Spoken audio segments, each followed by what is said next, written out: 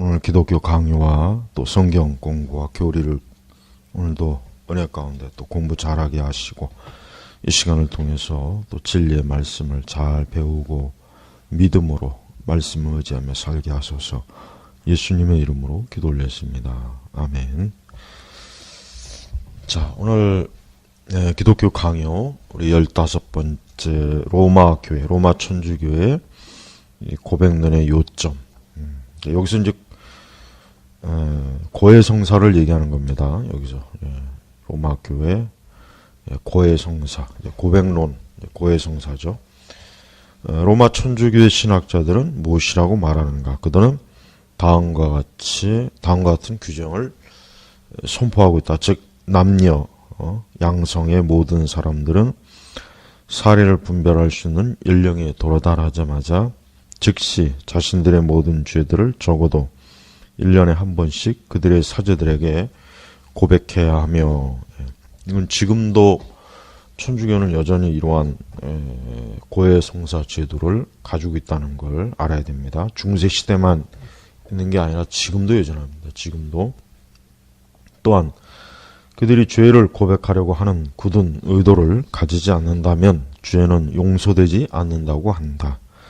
그리고 기회가 주어질 때 그들이 이러한 의도를 실천에 옮기지 않으면 낙원으로 들어가는 문은 그들에게 더 이상 열려지지 않는다고 한다. 그리고 신학자들은 주장하기를 사제는 죄인을 매고 푸는 열쇠의 권한을 소유하고 있는데 그 이유는 그리스도께서 무엇이든지 너희가 땅에서 매면, 그러니까 마태복음 18장 18절 등의 말씀이 헛된 것이 아니기 때문이라는 것이다. 그러나 그들은 이 권한에 대해 그들 가운데서 맹렬히 다투고 있다. 어떤 사람들은 말하기를 열쇠 즉 매고 푸는 권한은 본질적으로 오직 하나님뿐이라고 한다. 그리고 열쇠를 잘 쓰기 위해 실제로 지식이 필요하지만 지식은 단지 하나의 부속물에 지나지 않으며 본질적으로 다른 것과 연결되어 있지 않다고 한다. 또 다른 사람들은 말하기를 그들은 이것이 지나치게 남용될 여지가 있는 곱비를 매지 않는 면허증으로 보았기 때문에 두 가지 열쇠를 제시하였다고 하였다. 즉 분별의 열쇠와 권한의 열쇠가 바로 그것이다. 지금 이제 마태복음 18장 18절의 이 말씀에 대한 그 로마 천주교의 이제 두 가지 의견인데, 사실은 이 말씀이 이제 무엇인 너희가 이 말씀이 어떤 인간이 어떤 죄를 용서하고 안 하고 그런 권한을 준 게 아니죠. 애초부터.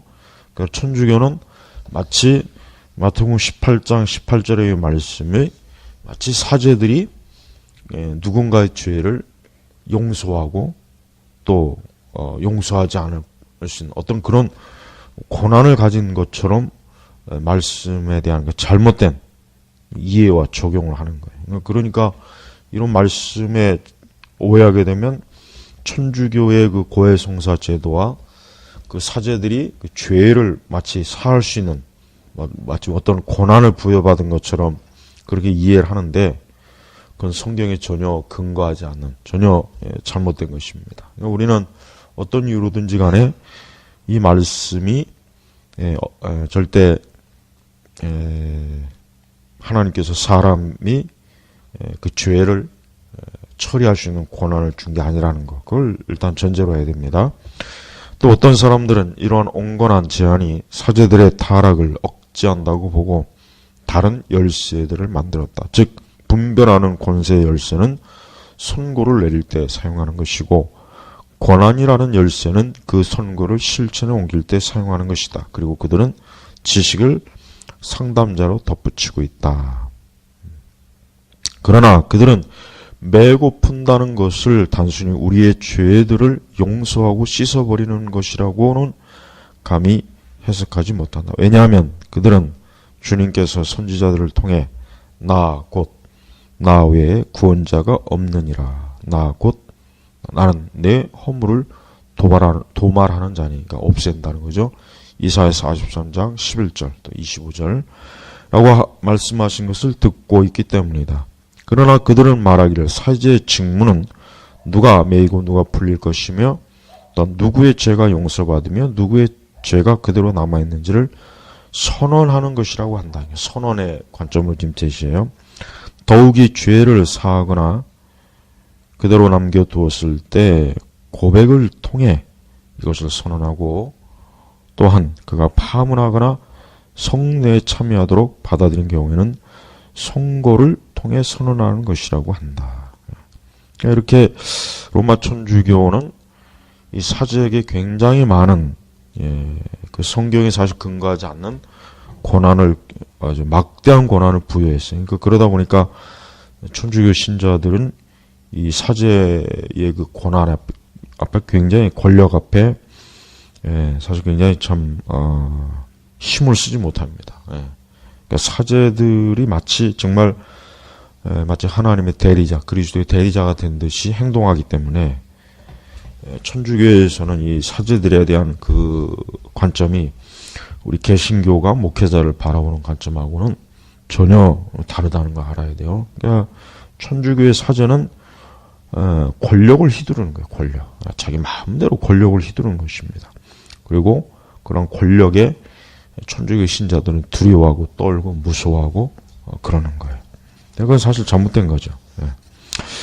끝으로 그들이 이 난제를 해결하지 못하고 그것에 대해 언제나 반론, 즉 그들의 사제들이 자격이 없는 자들을 종종 메고 풀어주는 일이 있을 것인데 그런 자들에 대해서는 하늘에서 메고 풀어주는 일은 없을 것이 아니겠느냐라는 반론이 있게 될 것임을 가지고 보도록 하자. 여기에서 그들의 마지막 비난처로 삼는 것은 그 열쇠가 주어졌을 때 다음과 같은 한 가지 제한이 붙여져 있는 것으로 이해만 한다고 답변하는 것이다. 즉 그리스도께서는 사제들의 선고가 그의 심판대 앞에서 인정될 것이라고 말씀하셨지만 그것은 매이거나 풀리는 사람의 공로에 따라 올바르게 선고되었을 경우에 한한다는 것이다. 그들은 이렇게 말하고 있다. 즉 그리스도께서는 이 열쇠들을 모든 사제들에게 주셨으며 또한 사제들은 서품을 받을 때 감독들에게서 그것을 받지만 오직 교회의 직무를 수행하는 자들만이 그것을 자유롭게 사용할 수 있다고 한다. 그리고 파문을 당하거나 직무정지를 당한 성직자들도 열쇠들을 계속 가지고 있긴 하지만 그것들은 녹이 슬고 묶여 있다고 하였다. 그러나 이렇게 말하는 사람들은 대장간의 새로운 무 위에서 새 열쇠를 만들어 놓고 교회 보화가 이런 열쇠들로 잠겨져 있다고 가르치는 자들에 비하면 더 겸손한 것처럼 보인다. 우리는 이 문제들을 나중에 적절한 곳에서 논의하게 될 것이다. 일단은 그 로마 천주교는 이제 계속해서 이 사제의 권한을 굉장히 큽니다. 그리고 더 우리 이제 기독교 강요에서 나오지 않았지만 사실은 사제라는 개념 자체는 신약 교회는 없어요. 신약 교회는 목회적 목자 어떤 목양의 개념이지 이 사제는 구약의 제사장적인 개념이란 말이에요. 그러니까 사실은 사제란 말 자체도 신약 교회에서는 전혀 맞지 않는 거예요. 우리는 사제를 받아들일 수가 없어요. 애초부터 사제를 받아들일 수도 없고 사제는 없습니다. 우리는 천주교에서 말하는 그런 사제, 사제뿐이겠어요? 교황, 추기경, 주교, 사제, 수녀 이런 그 인간이 만든 이러한 그 직분은 전혀 성경에 근거가 없다. 우리는 로마 천주교를 통째로 거부해야 돼요. 로마 천주교를 아주 통째로 거부해야지 조금 더 받아들이면 안 됩니다. 왜? 천주교는 기독교가 아니에요. 사제라고 하는 거 없어요.